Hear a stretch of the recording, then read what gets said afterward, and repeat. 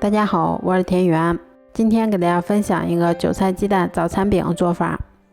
首先我们准备300克的普通面粉，先加入3克盐，增加面粉的筋性，然后再加入300克清水。接着我们用筷子朝一个方向，先把它们充分搅拌均匀。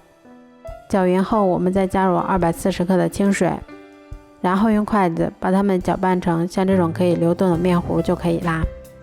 面糊调好后，我们在小碗里面先打入1颗鸡蛋，然后再加入2克盐。接着我们用筷子把它们充分搅散后放一旁备用。都做好后，我们把电饼铛先预热刷油，然后再依次舀入我们调好的面糊。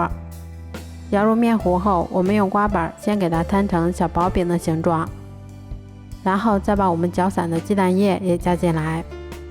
接着我们用刮板先给它涂抹均匀一些，然后再撒上一些切好的韭菜，全程用中大火烙至定型后，给它们翻一下面，最后一直烙至两面金黄后就可以出锅啦。